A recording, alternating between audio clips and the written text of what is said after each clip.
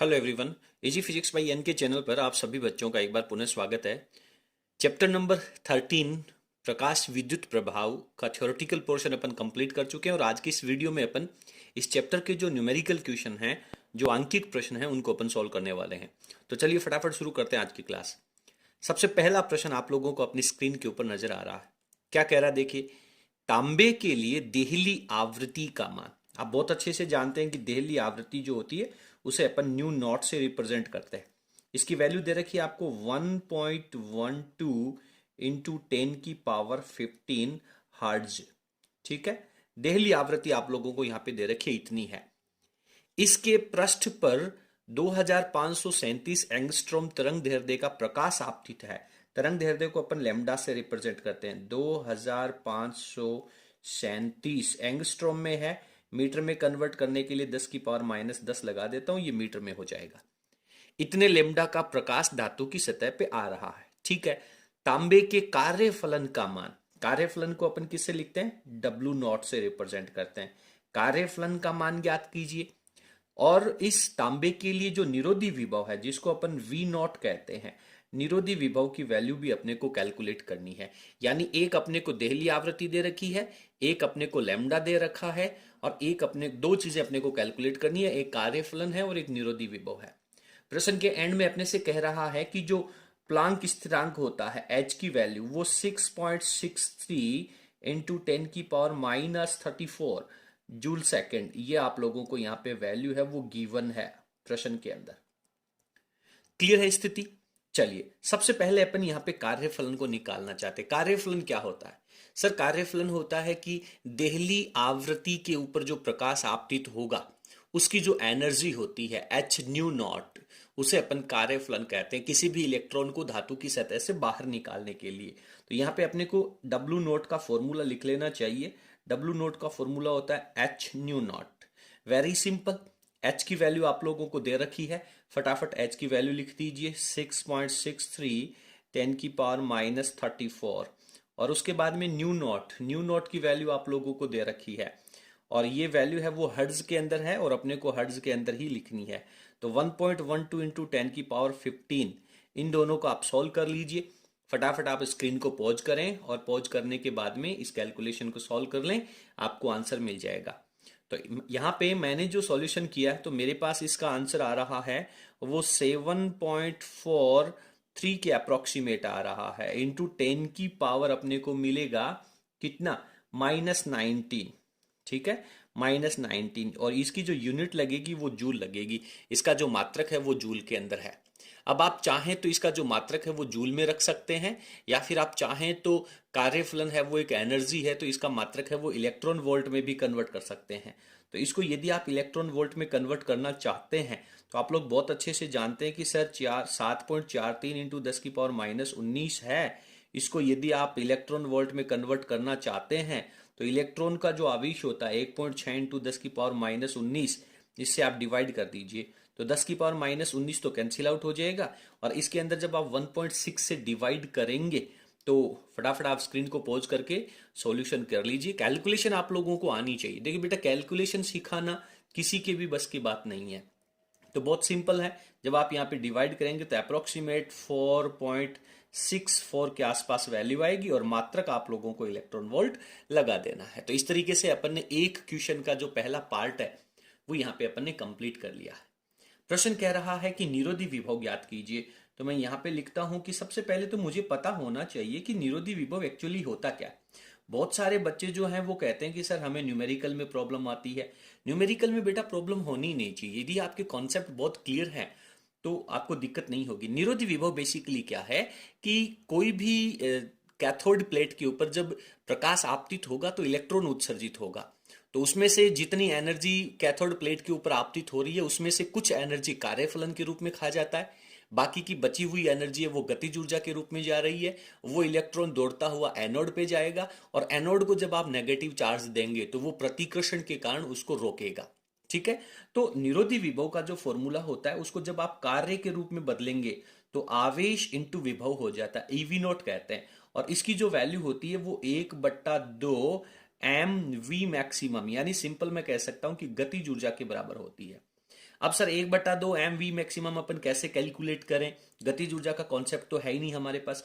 बेटा बहुत सिंपल है, आप जानते हैं कि आने वाले फोटोन की जो एनर्जी है वो एच न्यू है, और उसमें से देहली आवृत्ति यानी कार्यफलन की जो एनर्जी है वो जब आप माइनस करेंगे, याद कीजिए आइंस्टीन के प्रकाश विद्युत समीकरण के अंदर आपने ये कैलकुलेट किया था, ठीक है। तो वो जो गतिज ऊर्जा है बेसिकली वो ही आपके पास निरोधी विभव को कैलकुलेट करने में मदद करेगी। और गतिज ऊर्जा आप कैसे निकालेंगे, H new minus H nu not, ठीक है। अब आप यहां पे एच को कॉमन ले लीजिए। सर आवृत्ति तो दे ही नहीं रखी, आवृत्ति नहीं दे रखी है तो बेटा आवृत्ति का फॉर्मूला होता है सी अपॉन लेमडा, और माइनस में आपके पास यहाँ पे न्यू नॉट रह जाएगा। और एक्चुअली यहाँ पे आपके पास ई वी नॉट है, लेकिन ई क्या है, this is the charge of electron. तो ई की वैल्यू तो आपको चाहिए नहीं, आपको तो केवल वी नॉट निकालना है। तो ये जो ई है वो भी डिवाइड में चला जाएगा दूसरी तरफ एच के बटा में, तो ये वैल्यू आपके पास आ जाती है। फटाफट आप इनकी वैल्यूज रख लीजिए और आपके पास निरोधी विभव की वैल्यू आने वाली है। तो एच की वैल्यू जब अपन रखेंगे तो आपको दे रखी है 6.63 और 10 की पावर माइनस 34, इसमें तो कोई डाउट ही नहीं है। Okay sir, charge of electron 1.6 10 की पावर माइनस 19 दे रखा है, बहुत बढ़िया सर। ब्रैकेट लगाएंगे, C charge speed of light 3 into 10 की पावर 8 होती है, बढ़िया सर। लैम्डा आपको दे रखा है, इसको मीटर में बदल लेना, 2537 इंटू 10 की पावर माइनस 10 करेंगे तो मीटर हो जाएगा। माइनस में आप न्यू नोट लगा दीजिए, न्यू नोट की वैल्यू 1.12 10 की पावर 15, ये आपको गिवन है। अब आप फटाफट स्क्रीन को पॉज कर लीजिए और ये जो कैलकुलेशन है वो आप लोगों को सॉल्व करनी आनी चाहिए। ये कैलकुलेशन बेटा सॉल्व करनी कोई भी नहीं सिखा सकता है। अब आप पहले तो इस ब्रैकेट के बाहर वाले पोर्शन को सॉल्व कर लें, इसको आप एलसीएम लेकर के भी सॉल्व कर सकते हैं, या फिर पहले इन दोनों को सॉल्व कर लें और उसके बाद में माइनस कर लें, वो आपके ऊपर डिपेंड करता है, ठीक है। चलिए मैं थोड़ा सा, आप फटाफट स्क्रीन को पॉज करके नोट्स लिख लें, उसके बाद में मैं कॉपी को थोड़ा ऊपर स्किप करता हूं और यहाँ पर अपने को बाकी का जो प्रश्न है वो भी सॉल्व करना होगा, ठीक है। चलिए, तो ये वी नोट की वैल्यू जब अपन कैलकुलेट करेंगे तो ब्रैकेट के बाहर वाली जो वैल्यू है इसको मैंने पहले सॉल्व कर लिया, तो ये वैल्यू आएगी मेरे पास 4.144 इंटू 10 की पावर माइनस 15, क्लियर है। इसमें मैंने 1.6 का भाग लगा दिया, माइनस 34 में से माइनस का 19 ऊपर जाएगा, प्लस का 19 हो जाएगा, तो माइनस का 15 बचेगा। इन दोनों को जब आप डिवाइड करेंगे तो ये आपके पास वैल्यू आएगी 1.18 इंटू 10 की पावर 15, और माइनस में आपके पास वैल्यू आ रही है 1.12 इंटू 10 की पावर 15। जब 10 की पावर 15 सेम आ रहा है तो ये भी कॉमन लेकर के बाहर जा सकता है, और 1.18 में से 1.12 आप यहाँ पे माइनस कर सकते हैं, ठीक है। तो 10 की पावर 15 है वो बाहर चला जाएगा, इस 10 की पावर 15 से कैंसिल आउट हो जाएगा, 1.18 में से 1.12 घटाएंगे तो 0.06 बचेगा, और वो 0.06 है वो केवल इस बाहर वाली वैल्यू से मल्टीप्लाई हो जाएगा। तो आप फटाफट इसको सॉल्व कर लीजिए और आपके पास वैल्यू कितनी रह जाएगी, 0.06 से जब आप यहाँ पे मल्टीप्लाई करेंगे तो मेरे पास वैल्यू आएगी 0.248, और ये क्या है, ये बेसिकली विभव है, तो विभव का मात्रक क्या लगेगा, वोल्ट लगेगा, तो मात्रक जरूर लगाना सीख लेना, ठीक है। तो इस तरीके से यहाँ पे मैंने इसका मात्रक भी लगा दिया। तो इस तरीके से अपन ने निरोधी विभव को सोल्व कर लिया, बहुत सिंपल है न्यूमेरिकल निकालना। हाँ, ऑप्टिक्स के जो न्यूमेरिकल्स हैं उनमें आप लोगों को चिन्ह परिपाटी का सिद्धांत यदि क्लियर है तो पूरी फिजिक्स के किसी भी न्यूमेरिकल में दिक्कत नहीं होगी, और बेसिकली इस चैप्टर के जो न्यूमेरिकल हैं वो तो सारे फंडामेंटल बेस्ड है। उम्मीद करता हूं कि आपको ये प्रश्न है वो बहुत अच्छे से समझ में आया होगा। चलिए फटाफट अगले क्वेश्चन पे चलते हैं। लाइक तो बनता है यार, यदि आप लोगों को हमारा वीडियो पसंद आ रहा हो तो प्लीज आप इसे लाइक जरूर करें और इसे अपने सभी मित्रों के साथ शेयर भी करें। अगला प्रश्न संख्या 2 की बात करते हैं। प्रश्न आपको अपनी स्क्रीन पे नजर आ रहा है कि एक धातु के लिए देहली तरंग दैर्ध्य, देहली तरंग दैर्ध्य को बेटा अपन लैम्डा नॉट से लिखने वाले हैं। ये वैल्यू दे रखी है 5675 एंगस्ट्रॉम में है। मैं यहाँ पे 10 की पावर माइनस 10 लगा दूंगा तो ये मीटर में कन्वर्ट हो जाएगा, ठीक है। धातु के कार्यफलन की गणना कीजिए। कार्यफलन का मतलब आप डब्ल्यू नॉट भी लिख सकते हैं और इसे फाई नॉट भी लिखा जाता है। इसकी वैल्यू कैलकुलेट करनी है, और एच की वैल्यू प्लांक कांस्टेंट है वो आपको दे रखा है। हालांकि आप लोगों ने इतनी बार यूज किया तो अब तो आपको इसकी वैल्यू याद भी हो जानी चाहिए, 10 की पावर माइनस 34 जूल सेकंड। मात्रक लगाना कभी मत भूलना, ठीक है। तो ये सारी वैल्यूज आप लोगों को दे रखी है। तो सबसे पहले मुझे यहाँ पे निकालना है कार्यफलन। देखिए बेटा, जिस तरीके से मैं यहाँ पे कॉपी में क्वेश्चन को सॉल्व कर रहा हूँ, आप लोगों को आइडिया लग गया होगा कि न्यूमेरिकल कैसे सॉल्व किए जाते हैं। ये बहुत ईजी मेथड है। तो डब्ल्यू नोट की जब आप वैल्यू ज्ञात करेंगे तो सर फॉर्मूला हो जाएगा एच न्यू नोट।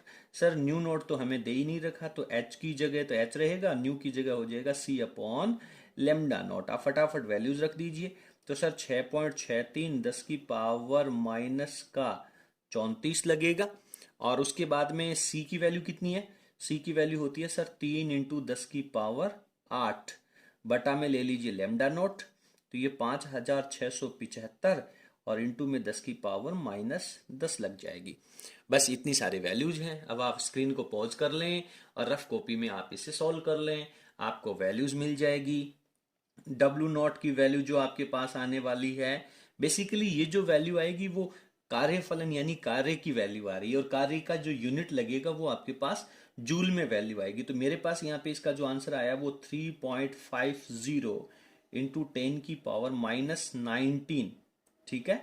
और ये वैल्यू जूल में है। आप चाहें तो यहाँ पे जूल लगा सकते हैं, अदरवाइज मैं क्या करता हूँ कि इसको मैं इलेक्ट्रॉन वोल्ट में कन्वर्ट कर लेता हूँ। तो आपको आइडिया है कि इलेक्ट्रॉन वोल्ट में कन्वर्ट करने के लिए 1.6 10 की पावर माइनस 19 से आप डिवाइड करेंगे, और जब आप इसे डिवाइड करेंगे तो 2.19 की वैल्यू आएगी, और मात्रा का आपको यहाँ पे इलेक्ट्रॉन वोल्ट बहुत जरूर लिखना है।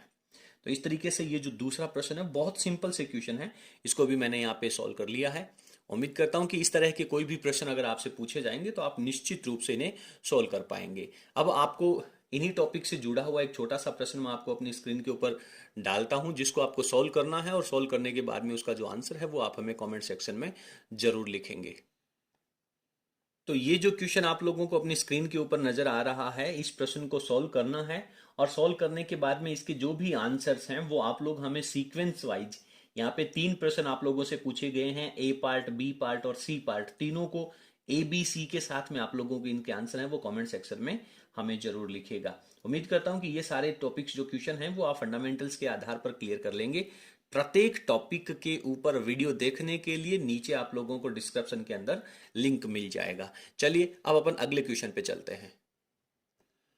प्रश्न संख्या 3 आप लोगों को अपनी स्क्रीन पे नजर आ रहा है। ये प्रश्न कह रहा है कि 3000 एंगस्ट्रॉम एवं 6000 एंगस्ट्रॉम तरंगदैर्ध्य के जो विकर्ण हैं उनसे उत्सर्जित होने वाले फोटो इलेक्ट्रॉन की गतिज ऊर्जा में अंतर ज्ञात कीजिए। बहुत ध्यान से पहले क्वेश्चन क्लियर करें। जब 3000 एंगस्ट्रॉम का कोई प्रकाश आपतित होगा तो धातु का जो इलेक्ट्रॉन है वो अपने कार्य फलन की एनर्जी तो खा जाएगा, और बाकी की बची हुई एनर्जी है वो गतिज ऊर्जा के रूप में काम में लेगा। ठीक है, तो पहले आप आइंस्टीन का प्रकाश विद्युत समीकरण जो है वो यहाँ पे फॉलो करने वाले हैं। तो आइंस्टीन का प्रकाश विद्युत समीकरण क्या कहता है कि E this is equals to W not plus गतिज ऊर्जा। ठीक है, तो यहाँ पे आने वाले फोटोन की एनर्जी चूंकि लेमडा अलग अलग है तो आवृत्ति अलग अलग होगी, आवृत्ति अलग अलग है तो एनर्जी अलग अलग होगी। तो पहले केस के लिए यहाँ पे मैं E1 लिख देता हूं और K के साथ में K1 लिख देता हूं। दूसरे केस के अंदर जब लेमडा की वैल्यू चेंज होगी तो एनर्जी का मान चेंज होगा, लेकिन कार्यफलन का जो मान है वो तो उस पदार्थ के लिए सेम रहेगा, चाहे आने वाले प्रकाश की आवृत्ति आप कितनी क्यों ना बदल दें। ये फंडामेंटल आपने पढ़ा है कि कार्यफलन का मान आवृत्ति के ऊपर या तरंग दैर्ध्य के ऊपर डिपेंड नहीं करता है। तो जितना कार्यफलन है उतनी एनर्जी वो खाएगा, और बाकी की बची हुई एनर्जी है वो गतिज ऊर्जा के रूप में काम में लेगा। तो इसकी जो गतिज ऊर्जा वो डिफरेंट होगी, तो इसको अपन K2 कह देते हैं। तो बेसिकली प्रश्न जो है वो आपसे कह रहा है कि डेल्टा K का मान कैलकुलेट कीजिए। डेल्टा K का मान कैलकुलेट करने का मतलब है कि इसमें से किसकी एनर्जी ज्यादा है, उसमें से कम वाली एनर्जी आप लोगों को माइनस करनी है। ठीक है, तो किसकी एनर्जी ज्यादा होगी, किसकी एनर्जी कम होगी? बेसिकली जिसका लैम्डा ज्यादा होता है उसकी आवृत्ति कम होती है, और आवृत्ति कम होगी तो एनर्जी कम होगी। यानी सिंपल, जब 6000 एंगस्ट्रॉम की लैम्डा यहां पे प्रकाश आ रहा है उस समय उसकी जो गतिज ऊर्जा होगी वो कम होगी, और जब 3000 एंगस्ट्रॉम का लैम्डा आ रहा है दैट टाइम जो गतिज ऊर्जा होगी वो ज्यादा होगी। ठीक है, तो यहाँ पे डेल्टा K का सिंपल मतलब है कि K1 माइनस K2 की वैल्यू है वो आपको यहाँ पे सॉल्व करनी है। ठीक है, तो ये आप लोगों के प्रश्न का तरीका रह गया। तो यहाँ पे आपको लैम्डा 1 जो दे रखा है वो 3000 एंगस्ट्रॉम दे रखा है, एंगस्ट्रॉम को अपन मीटर में कन्वर्ट कर लेते हैं, 10⁻⁻10 से मल्टीप्लाई कर देते हैं, और लैम्डा 2 की जो वैल्यू है वो आपको 6000 एंगस्ट्रॉम दे रखी है, इंटू 10⁻⁻10 मीटर यहाँ लिख देते हैं। तो बेसिकली आपको मैं इसको यहाँ पे इक्वेशन नंबर 1 कहता हूँ, इसको इक्वेशन नंबर 2 कहता हूँ। तो मेरे को समीकरण नंबर 1 में से 2 माइनस करना है।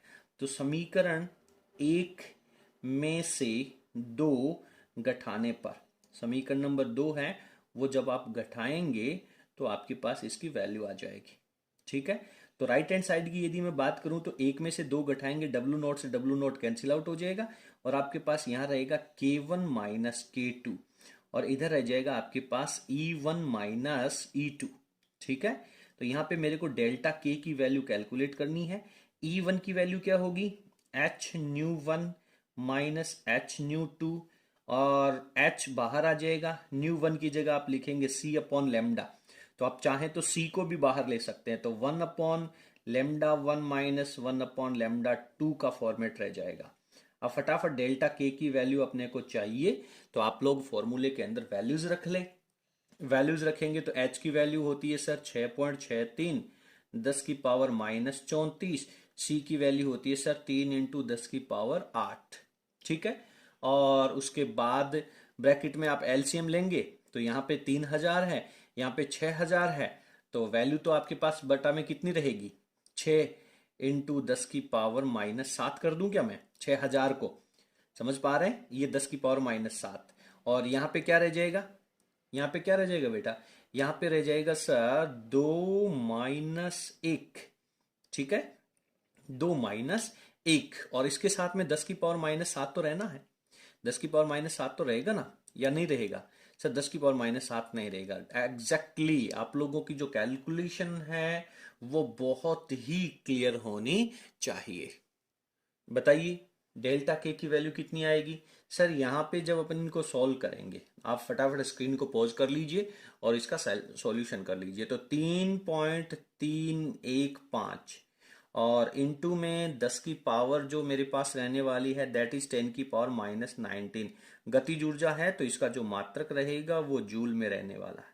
ठीक है, तो इस प्रश्न को आप यहां तक सोल्व कर सकते हैं। और यदि आप इस डेल्टा के की वैल्यू को इलेक्ट्रॉन वोल्ट में कन्वर्ट करना चाहें, क्योंकि यहाँ पे मेरे पास 10⁻⁻19 नजर आ रहा है, तो मेरा थोड़ा सा मन कर रहा है कि मैं इसको इलेक्ट्रॉन वोल्ट में भी कन्वर्ट कर लूं, क्योंकि इलेक्ट्रॉन वोल्ट में कन्वर्ट करने के लिए डायरेक्ट 1.6 10⁻⁻19 से मुझे डिवाइड करना होगा।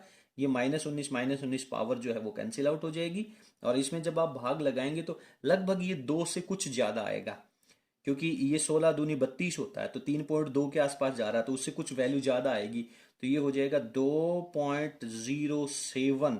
और मात्रक आप लोगों को एनर्जी का जो है वो इलेक्ट्रॉन वोल्ट निश्चित रूप से यहाँ पे लगाना चाहिए। तो इस तरीके से प्रश्न संख्या 3 है वो भी अपना यहाँ पे कंप्लीट हो जाता है। उम्मीद करता हूँ कि आपको ये प्रश्न भी बहुत अच्छे से समझ में आया होगा। प्लीज आप लोग हमें कमेंट सेक्शन में अपना जो फीडबैक है वो जरूर लिखिएगा। आप जितना अच्छा लिखेंगे या जितना बढ़िया रिस्पॉन्स देंगे उतना ही हमें मोटिवेशन ज़्यादा मिलेगा, और मैं आप लोगों को सिंपल सी कहानी है और अच्छे से पढ़ा पाऊंगा। ठीक है, चलिए अगले प्रश्न पे चलते हैं बेटा। इसके बाद में आप लोगों का जो क्वेश्चन नंबर 4 है वो आप लोगों के सिलेबस में से इस वर्ष के लिए रेड्यूस हो गया है। तो ये प्रश्न जो है वो आप लोगों को बोर्ड परीक्षा के बाद में सॉल्व करना चाहिए, या फिर यदि अपन इसको डायरेक्ट सॉल्व करना चाहें तो इसके रिगार्डिंग मैंने आप लोगों को सॉल्यूशन बताया था। क्वेश्चन नंबर 4 फटाफट अपन इसको भी सॉल्व कर लेते हैं। कुछ बच्चों का मन है कि ये प्रश्न भी अपने को सॉल्व करना चाहिए। जब अपन ने डी ब्रोगली का द्रव्य तरंग समीकरण पढ़ा था, और उसके बाद में अपन ने चर्चा करी थी कि electron, proton, helium, alpha particle, ये ड्यूट्रॉन, ये सारे पार्टिकल जब गति करेंगे तो वेव के रूप में गति करेंगे, तो डेफिनेटली उनका भी कोई ना कोई लैम्डा होगा। ठीक है, और उनके लिए डायरेक्ट फिक्स फॉर्मूले अपन लोगों ने पढ़े थे। तो प्रश्न कह रहा है कि 100 वोल्ट के समान विभवांतर से, तो V की जो वैल्यू है वो आपको 100 वोल्ट दे रखी है। ठीक है, तो इतने के विभवांतर से आप इलेक्ट्रॉन को और एक अल्फा कण को त्वरित कर रहे हैं, तो उनसे संबंधित जो दे ब्रोगली तरंग दैर्ध्य है उसकी वैल्यू आपको कैलकुलेट करनी है। तो लैम्डा ई की वैल्यू का फॉर्मूला याद करना चाहिए आपको।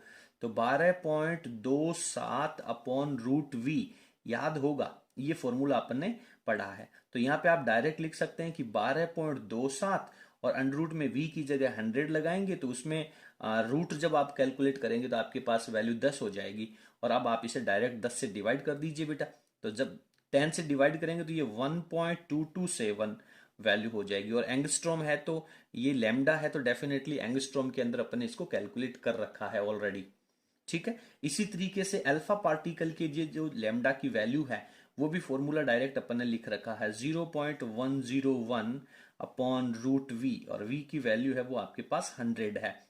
तो 100 की वैल्यू यानी जब आप इसे डिवाइड करेंगे तो ये वैल्यू आपके पास 0.0101 एंगस्ट्रॉम हो जाएगी। तो इस तरीके का जो प्रश्न है वो आप लोगों के सिलेबस में हालांकि इस वर्ष के लिए हटा दिया गया, लेकिन फिर भी बोर्ड परीक्षा में पूछे जाने की संभावना रहती है। तो ये जो फॉर्मूले हैं इलेक्ट्रॉन के लिए, प्रोटॉन के लिए, अल्फा पार्टिकल के लिए, ड्यूट्रॉन के लिए, वो चारों फॉर्मूले आप लोगों को अच्छे से याद रखने हैं। बेसिकली कंपटीशन एग्जाम्स के अंदर या बोर्ड एग्जाम्स के अंदर ये फॉर्मूले हैं वो आपस में मिक्स हो जाते हैं, इसलिए आप इनको लिख करके बार बार ट्राई करेंगे तब जाकर के ये आपको याद हो पाएंगे। तो उम्मीद करता हूँ कि ये प्रश्न आप लोगों को समझ में आ गया होगा। चलिए अगले प्रश्न पे चलते हैं, और यही लिख लेता हूं मैं क्वेश्चन नंबर 5। ये जो क्वेश्चन नंबर 5 है ये आप लोगों के लिए बहुत महत्वपूर्ण है, बोर्ड परीक्षा के लिए भी और कंपटीशन एग्जाम्स के लिए भी। प्रश्न कह रहा है कि 20 वाट का एक बल्ब है, यानी वाट का मतलब है कि बल्ब की जो पावर है, शक्ति है, वो आप लोगों को दे रखी है, यानी P के बराबर में लिख देता हूं, दैट इज 100 वॉट। ठीक है, इतने वाट का एक बल्ब है, उसमें से 5 इंटू 10 की पावर 14 आवृत्ति का प्रकाश उत्सर्जित हो रहा है, यानी न्यू की वैल्यू आपको दे रखी है 5 इंटू 10 की पावर 14 हर्ट्ज के अंदर। ठीक है, तो इतनी आवृत्ति का प्रकाश है वो उत्सर्जित हो रहा है। प्रश्न कह रहा है कि बल्ब से 1 सेकंड में उत्सर्जित होने वाले फोटॉन्स की संख्या, तो फोटोन की जो संख्या है उसको अपन स्मॉल एन से लिख लेते हैं, वो भी 1 सेकंड के अंदर। बेसिकली पावर क्या होता है? पावर होता है सर कार्य बटा समय, और यहां पर भी उत्सर्जित फोटॉन्स की जो संख्या है वो भी 1 सेकंड में चाहिए। तो कहने का मतलब आप ये जो पावर है ये 1 सेकंड के लिए यदि अपन बात करें तो ये एनर्जी का काम ही करने वाला है। बात समझ में आ रही है मेरी बात? ये जो 1 सेकंड के लिए है, अगर यहाँ पे 2 सेकंड के लिए या 5 सेकंड के लिए फोटॉन्स की संख्या पूछता तो कॉन्सेप्ट कुछ अलग हो जाता। 1 सेकंड में उत्सर्जित फोटोन की संख्या कैलकुलेट करनी है, और पावर जो है वो भी 1 सेकंड में उत्सर्जित होने वाली एनर्जी है। तो कितना प्रकाश उत्सर्जित होगा? ध्यान दें, एक फोटोन की एनर्जी अगर आप निकाल लें और जितने नंबर ऑफ फोटॉन्स निकलेंगे उस नंबर ऑफ फोटोन से एक फोटोन की एनर्जी को जब आप मल्टीप्लाई करेंगे तो टोटल एनर्जी आ जाएगी प्रति सेकंड, और पावर जो है वो भी टोटल एनर्जी प्रति सेकंड ही होता है। तो डायरेक्ट मैं आप लोगों को यहाँ पे एन का फॉर्मूला बता देता हूं। एन का जो फॉर्मूला होता है वो होता है पावर अपॉन पावर, यानी 1 सेकंड में। ठीक है, और अपॉन फोटोन की एनर्जी, और फोटोन की एनर्जी होती है एच न्यू। ध्यान देना बेटा, एच न्यू। और यदि यहां पे 1 सेकंड के अंदर पूछ रहा है, दैट टाइम आपको इसको टाइम से मल्टीप्लाई करने की जरूरत नहीं है। यदि ये कह देता है कि 2 सेकंड में या 5 सेकंड में, तो डायरेक्ट आप यहां पे टी से मल्टीप्लाई कर देंगे फॉर्मूले के अंदर। अब मैंने टी लिख ही दिया है, यदि 1 सेकंड की बात करेगा तो 1 लिख देंगे, 2 सेकंड की बात करेगा तो 2 लिख देंगे, तो कोई कंफ्यूजन नहीं होना चाहिए। तो डायरेक्ट ये जो फॉर्मूला है वो आप लोगों के लिए बेहद महत्वपूर्ण है, नंबर ऑफ फोटॉन्स की संख्या कैलकुलेट करना। तो ये मैं यहाँ पे इंपॉर्टेंट लगा देता हूं, ये आप लोगों को बहुत अच्छे से तैयार कर लेना है। ठीक है, फटाफट वैल्यू लिख लीजिए। तो वैल्यू जब अपन लिखेंगे तो सर पावर की जो वैल्यू है वो तो 20 है, टाइम है वो 1 सेकंड की बात कर रहा है तो लिखने की जरूरत नहीं है। एच की वैल्यू 6.63 इंटू 10 की पावर माइनस 34 हो जाएगी, और न्यू की वैल्यू आपको दे रखी है 5 इंटू 10 की पावर 14। ठीक है, ओके। अब आप फटाफट स्क्रीन को पॉज कर लें बेटा, और पॉज करने के बाद इसको सॉल्व कर लें। जब आप इसे सॉल्व करेंगे तो इसकी जो वैल्यू आएगी वो लगभग कितनी आएगी?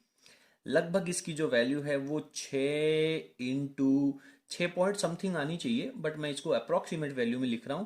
तो 6 इंटू 10 की पावर 19। मात्रक क्या लगाएंगे? मात्रक तो कुछ भी नहीं लगना है, क्योंकि आपको नंबर ऑफ फोटोन लिखना है।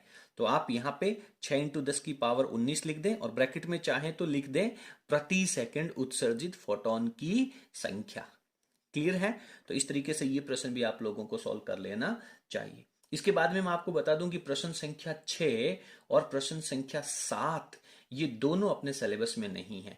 उसके बाद मैं आपको बता दूं कि प्रश्न संख्या 8 जो है वो आप लोगों को सॉल्व करना चाहिए। हालांकि प्रश्न संख्या 8 है वो डायरेक्टली फॉर्मूलों पर बेस्ड है, लेकिन हालांकि ये सिलेबस में से हटा दिया है 6, 7, 8, 9 ये जो न्यूमेरिकल है, लेकिन फिर भी अपने को 8वां प्रश्न है वो जरूर देखना चाहिए। आप फटाफट स्क्रीन को पॉज करके इन प्रश्नों को उतार लें, फिर अपन आगे चलते हैं। प्रश्न संख्या 8 जो है वो अपने से कह रहा है कि समान ऊर्जा के प्रोटॉन एवं अल्फा कण, यानी एनर्जी दोनों की समान है।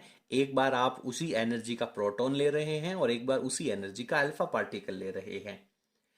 कणों के दे ब्रोगली तरंग दैर्ध्य का अनुपात ज्ञात कीजिए। यानी प्रोटॉन का जो दे लेमडा होगा उसको मैं लेमडा पी कह देता हूं, और अल्फा पार्टिकल का जो लेमडा होगा उसे मैं लेमडा अल्फा कह देता हूं, और इन दोनों का जो रेशियो है वो अपने को कैलकुलेट करना है। और इवन आप लोगों को जो वैल्यू दे रखी है वो ये दे रखी है कि energy of proton that is equals to energy of alpha particle. इन दोनों की एनर्जी है वो आप लोगों को समान दे रखी है। तो लेमडा का फॉर्मूला क्या होता है? लेमडा का फॉर्मूला मैं आपको बता दूं कि प्रोटॉन के लिए जो फॉर्मूला आएगा वो हालांकि डेरिवेशन अपन ने नहीं पढ़ा है और डायरेक्ट रिजल्ट्स अपन ने पढ़े थे, लेकिन डेरिवेशन अपने को बोर्ड परीक्षा के बाद में मैं आपको बता दूंगा। h upon under root 2m होता है। तो यहाँ पे m किसका होगा? प्रोटॉन का। एनर्जी किसकी होगी? प्रोटॉन की। सिमिलरली आप लोगों को यहाँ पे नीचे अल्फा पार्टिकल का लेमडा लिखना चाहिए। तो सेम फॉर्मूला जब लगेगा तो ये जो 2m वाला फंक्शन है ये ऊपर चला जाएगा, 2m अल्फा पार्टिकल और energy also alpha particle upon h। ठीक है बेटा। तो यहां से जब अपन सॉल्व करेंगे तो सर h ने h को कैंसिल आउट कर दिया, प्रोटॉन की एनर्जी और अल्फा पार्टिकल की एनर्जी सेम है इसलिए कैंसिल आउट हो जाएगा। Under root 2 and under root 2 यहाँ पे कैंसिल आउट हो जाएगा। तो देन डायरेक्टली आप यहाँ पे कह सकते हैं कि इनकी जो वैल्यू आएगी that is equals to ratio mass of alpha particle upon mass of proton. ठीक है। तो प्रोटॉन की जब अपन बात करते हैं तो बेटा प्रोटॉन जो बेसिकली होता है वो होता है हाइड्रोजन का नाभिक 1h1, और अल्फा पार्टिकल जो होता है वो होता है हीलियम का नाभिक 2he4। तो प्रोटॉन का जो द्रव्यमान होता है वो बेसिकली एक प्रोटॉन के द्रव्यमान के बराबर होता है, और अल्फा पार्टिकल का जो द्रव्यमान होता है वो बेसिकली 4 प्रोटोनों के द्रव्यमान के बराबर होता है। तो यहां पे मैं लिख सकता हूं कि मास ऑफ अल्फा पार्टिकल है दैट इज 4 टाइम होता है मास ऑफ प्रोटॉन। ठीक है। प्रोटॉन का जितना द्रव्यमान है उसका 4 गुना होता है अल्फा पार्टिकल का द्रव्यमान। तो यहां पे मैं लिख सकता हूं 4mp अपॉन mp और ऊपर लग जाएगा रूट। ठीक है। तो mp ने mp को कैंसिल आउट हो गया, रूट 2 का आपने वैल्यू रूट 4 का वैल्यू निकालेंगे तो 2 हो जाएगा अपॉन 1 हो जाएगा। तो आपके पास इसका जो आंसर है वो 2:1 हो जाएगा। फंडामेंटल क्लियर होंगे तो कतई दिक्कत नहीं आएगी। ठीक है ना बेटा। तो न्यूमेरिकल सॉल्व करना आप लोगों को आना चाहिए। अक्सर न्यूमेरिकल में ही सभी बच्चों को प्रॉब्लम रहती है। ठीक है। तो यदि आप लोगों ने फिजिक्स के सभी चैप्टर्स हैं वो अपने channel easy physics by NK पर पढ़े होंगे तो निश्चित रूप से आप लोगों को ये न्यूमेरिकल सॉल्व करने में दिक्कत नहीं होगी। मैं आप लोगों को बता दूं कि पिछले कई वर्षों से बहुत सारे जो स्टूडेंट है, मोर देन 20-25 स्टूडेंट है, वो प्रत्येक वर्ष अपने जो मैं पढ़ाता हूं उन बच्चों के से, हालांकि कोई इतनी बड़ी बात नहीं है क्योंकि बच्चे बहुत मेहनत करते हैं और 100/100 मार्क्स हैं वो फिजिक्स में गेन करते हैं। चलिए अगले प्रश्न के ऊपर चलते हैं। इसके बाद में अपन बात करते हैं प्रश्न संख्या 10 की। देखिए क्या कह रहा है। ये जितने भी क्वेश्चन मैं आप लोगों को बता रहा हूं हर एक प्रश्न को आप लोगों को सॉल्व करना चाहिए। वीडियो पढ़ने के बाद आप इनको बुक्स में से दोबारा पढ़ें और दोबारा पढ़ करके खुद से सॉल्व करें। जब तक आप इन प्रश्नों को खुद से सॉल्व नहीं करेंगे तब तक आप ये ना मान करके चलें कि आप लोगों ने तैयारी हो गई है। प्रश्न कह रहा है कि सोडियम के लिए कार्यफलन का मान। तो सोडियम यहाँ पे इंपॉर्टेंट नहीं है, कार्यफलन ज्यादा इंपॉर्टेंट है। कार्यफलन की वैल्यू है वो आपको 2.3 इलेक्ट्रॉन वोल्ट दे रखी है। इतना कार्यफलन है। प्रकाश की वह अधिकतम तरंग दैर्ध्य, देखिए आवृत्ति जब न्यूनतम होती है तो उसे देहली आवृत्ति कहते हैं, और तरंग दैर्ध्य जब अधिकतम होता है तो उसे देहली तरंग दैर्ध्य कहते हैं। तो यहाँ पे अधिकतम तरंग दैर्ध्य का मतलब है लेमडा नॉट ज्ञात कीजिए। तो लेमडा नोट के आगे क्वेश्चन मार्क लगा दे, प्रश्न पढ़ते जाएं, डाटा लिखते जाएं। तो सोडियम के प्रकाशिक इलेक्ट्रॉन को उत्सर्जित कर सकता है। इस लेमडा नोट की वैल्यू निकालिए जिससे कि कोई इलेक्ट्रॉन है वो सोडियम की धातु से बाहर निकल सके। तो सिंपल बेटा, कार्यफलन का फॉर्मूला क्या होता है? कार्यफलन होता है sir W naught that is equals to H nu naught. लेकिन सर यहाँ पे तो आवृत्ति है ही नहीं। लेकिन बेटा अपन जानते हैं आवृत्ति होती है C अपॉन लेमडा, तो न्यू नॉट लगा है तो यहाँ पर भी नॉट लगना चाहिए। ठीक है, तो पहले अपन फॉर्मूले को सॉल्व कर लें। मेरे को लेमडा नॉट चाहिए, तो लेमडा नॉट यहाँ आ जाएगा, W नॉट नीचे चला जाएगा, तो lambda naught that is equal to H C upon W naught. जैसा मैं कह रहा हूं वैसे वैसे हालांकि आप लोगों को समझ तो आएगा, निश्चित रूप से डेफिनेटली आपको समझ में आएगा, बट जब आप खुद से इन प्रश्नों को सोल्व करने बैठेंगे तो बड़ी दिक्कत होती है। मैं एक छोटा सा डेमोन्स्ट्रेशन देता हूं कि अक्सर बच्चों को फिजिक्स के न्यूमेरिकल में दिक्कत कैसे आती है। जैसे जैसे टीचर बताते हैं बच्चों को समझ में आता जाता है, वो उसको समझते हैं, लेकिन जैसे ही वो खुद उन प्रश्नों को सॉल्व करने लगते हैं, बुक को बंद कर करके रफ कॉपी में खुद सॉल्व करते हैं, तो उनको दिक्कत आती है। ये एज इट इज़ वैसे ही है। यदि कोई आदमी, जैसे आप लोगों ने एक छोटा सा अपने डेली लाइफ का मैं प्रश्न बता दूं, आप में से बहुत सारे बच्चों ने पहली बार जब गेहूं के आटे की रोटी बनाई होगी, तो जैसे आपको किसी ने भी, जो भी आपका गाइड है, आपके मम्मी हैं, पापा, आपके फ्रेंड हैं, किसी ने भी आपको बताया होगा कि इतना आटा लीजिए, फिर उसमें थोड़ा सा पानी डालिए। तो एक्चुअली सुनना और समझना उसको बहुत ईजी है, लेकिन जब आप खुद उसको सॉल्व करते हैं तो बेटा कई बार आटा ज़्यादा होता है और कई बार तो पानी बहुत ज़्यादा हो जाता है। तो प्रैक्टिकली लाइफ में न्यूमेरिकल है, उनको सॉल्व करना बड़ी दिक्कत वाली बात होती है। तो समझना बहुत आसान है, इसलिए मैं आपको कहूंगा कि जब आप इन सभी प्रश्नों को सॉल्व कर लें वीडियोस के अंदर, उसके बाद में आप खुद से भी इनको सॉल्व जरूर करें, किताब को बंद करके। एक आगे क्या लाइन आने वाली है वो आपके जहन में, आपके दिमाग में आनी चाहिए। तो एच की वैल्यू लिखेंगे तो सर 6.63 इंटू 10 की पावर -34 हो जाएगा। बढ़िया। सी की वैल्यू सर 3 इंटू 10 की पावर 8 हो जाएगा। बढ़िया सर।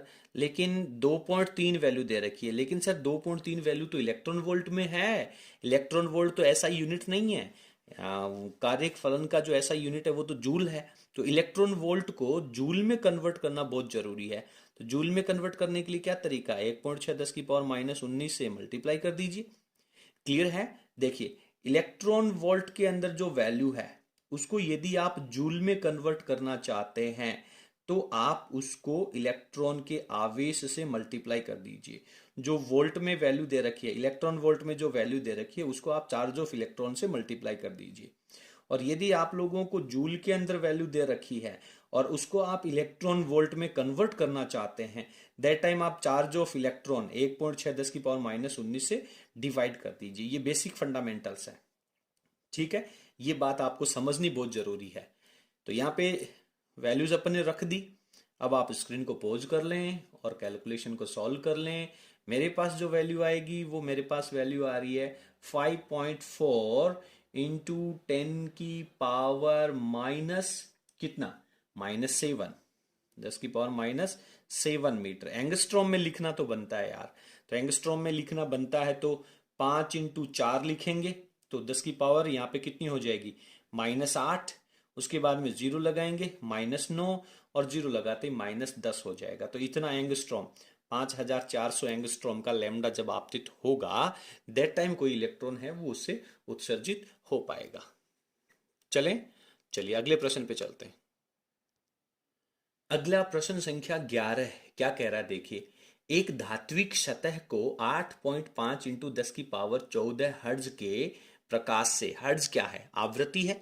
हर्ट्ज का मतलब क्या है, यहाँ पे नहीं लिखा हुआ है कि ये वैल्यू किसकी है, लेकिन आप लोगों को इसके मात्रक से पहचानना है कि ये कौन सी भौतिक राशि दे रखी है। तो आवृत्ति दे रखी है कि प्रकाश से प्रदीपन करने पर, तो यहाँ पे मैं लैम्डा आवृत्ति न्यू लिख देता हूं, 8.5 इंटू 10 की पावर 14 हर्ट्ज।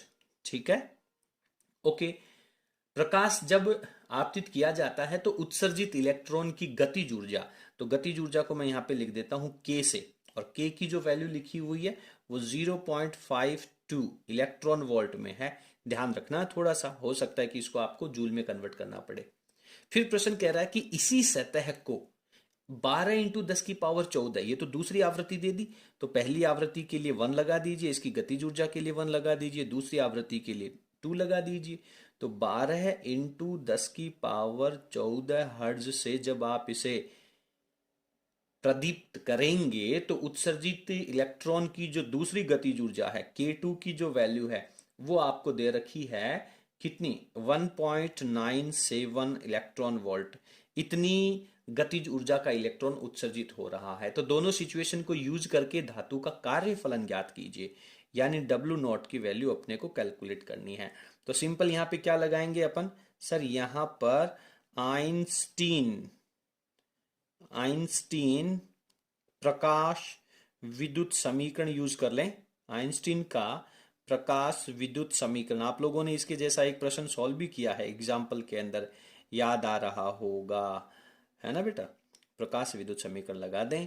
तो पहले केस में क्या होने वाला है बताइए, देखें सर। पहले केस में होगा कि आने वाले प्रकाश की आवृत्ति तो h⁻₁, और उसमें से कार्यफलन गया तो बाकी की बची हुई एनर्जी है वो गतिज ऊर्जा आ जाएगी, समीकरण नंबर 1 आ जाएगा। ठीक है। उसके बाद में दूसरे प्रकाश की आवृत्ति h⁻², उसमें से कार्यफलन गया, बाकी की बची हुई एनर्जी है वो k2 आ जाएगी। ये समीकरण नंबर 2 हो जाएगी। तो बेसिकली कार्यफलन तो दोनों ही केसेस में सेम रहना है, और आपको कार्यफलन का ही मान निकालना है। तो गलती से समीकरण 1 में से 2 माइनस मत कर देना, क्योंकि माइनस कर दोगे तो डब्ल्यू नोट से डब्ल्यू नोट कैंसिल आउट हो जाएगा, जबकि अपने को डब्ल्यू नोट की वैल्यू ही कैलकुलेट करनी है। तो यहाँ पे अपन समीकरण 1 और जो 2 है इन दोनों को अपन प्लस कर देते हैं। तो जोड़ने पर क्या हो जाएगा, जोड़ने पर तो बेटा h को तो कॉमन ले लेता हूं, तो ν1 प्लस ν2 लिख देता हूं, और बराबर में डब्ल्यू नोट को जब आप ऐड करोगे तो 2w नोट हो जाएगा, और प्लस जब आप गतिज ऊर्जा को ऐड करोगे तो k1 प्लस k2 हो जाएगा। तो मेरे को डब्ल्यू नोट चाहिए, तो पहले ये जो k1 प्लस k2 है इसको दूसरी तरफ भेज दीजिए। तो डब्ल्यू नोट के बराबर में वैल्यू आ जाएगी सर, h तो कॉमन है, ν1 प्लस ν2 आपके पास है ही सही, और इन दोनों को प्लस करके, और अब इसका जो ब्रैकेट है इसको दूसरी तरफ भेज दो। तो ये जो प्लस है वो किस में चला जाएगा, माइनस में हो जाएगा। तो माइनस, बट ब्रैकेट के अंदर तो बेटा k1 प्लस k2 रहेगा ना। यदि आप ब्रैकेट लगा रहे हो तो बाहर माइनस रहेगा, बीच में प्लस रहेगा। और यदि आप दोनों को एक एक करके बाहर भेजेंगे और ब्रैकेट नहीं लगाएंगे, दैट टाइम इन दोनों के साथ माइनस लगेगा। और यहाँ पे डब्ल्यू नोट की गुणनफल में 2 है, लेकिन वो जब 2 दूसरी तरफ जाएगा तो पूरे इक्वेशन के बट्टा में 2 लग जाएगा।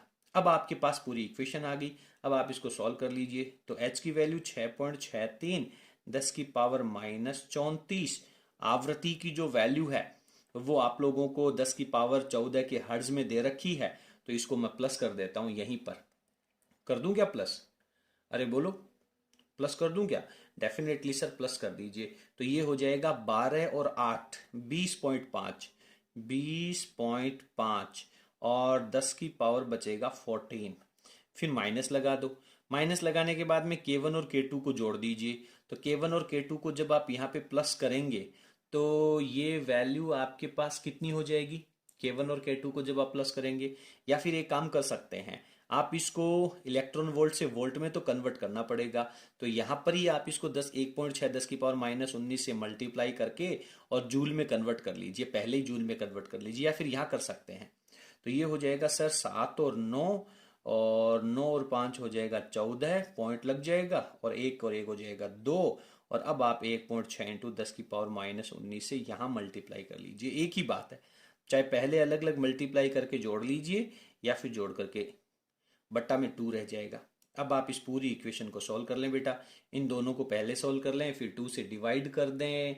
तो यहाँ पर मेरे पास जो वैल्यू आएगी वो रहेगी 48 इंटू 10 की पावर कितना, 10 की पावर -20, कितना कर दूं, -20 आएगा। और ये वैल्यू किस में आएगी, जूल में आएगी, क्योंकि कार्यफलन आप निकाल रहे हो। और इसी कार्यफलन को यदि आप 48 10 की पावर -20 और इसको आप 1.6 10 की पावर -19, तो ये पावर -19 करने का मतलब है बढ़ाना, ध्यान देना 10 की पावर -20 है। और जब आप इसे 10 की पावर -19 मिल जाएगा ऊपर, तो ये नीचे ऊपर नीचे कैंसिल आउट हो जाएगा ना बेटा, कुछ इस तरीके से। थोड़ा सा नीचे देख लें, 10 की पावर -20 है, इसको मैं 10 की पावर -19 कर दूं तो ये -19 कैंसिल आउट हो जाएगा। तो इसको 10 की पावर -19 करने का मतलब है बढ़ा रहे हैं या पावर को घटा रहे हैं। बेसिकली संख्या तो 20 से 19 होने का मतलब घट रहा है, लेकिन एक्चुअली आप यहाँ पे माइनस में पावर है, इसका मतलब आप -19 करोगे तो ये वैल्यू बढ़ेगी। ठीक है। और जब ये वैल्यू बढ़ेगी तो इसके साथ वाली वैल्यू घटेगी, तो ये 4.8 हो जाएगा। और 4.8 को जब 1.6 से डिवाइड करेंगे तो ये 3 बार, एग्जैक्टली 3 बार भाग चला जाएगा और ये कैंसिल आउट हो ही गया। तो 3 इलेक्ट्रॉन वोल्ट की कार्यफलन की वैल्यू आ जाएगी। इसके बाद में जो अगला और अंतिम प्रश्न संख्या 12 है वो अपने सिलेबस में से हटा दिया गया है, तो उसको करने की जरूरत नहीं है। तो इसके साथ ही बेटा 12th क्लास की फिजिक्स का चैप्टर नंबर 13 प्रकाश विद्युत प्रभाव एवं द्रव्य तरंगे, उसके थ्योरेटिकल कंप्लीट हो चुके हैं। ऑब्जेक्टिव और एमसीक्यूज और अति लघुत्रात्मक प्रश्न भी कंप्लीट हो चुके हैं, और इस वीडियो में अपन ने इसके सारे न्यूमेरिकल्स भी कंप्लीट कर लिए हैं। इसके साथ ही 13वां चैप्टर आपका कंप्लीट हो गया, और अब अपन अगले वीडियो के अंदर अपना 14वां चैप्टर स्टार्ट करने वाले हैं। चलिए, आपको हमारा आज का कंटेंट कैसा लगा जरूर लिखिएगा। वीडियो का जो लिंक है वो अपने सभी मित्रों के साथ शेयर जरूर करें। बहुत बहुत धन्यवाद। Thank you.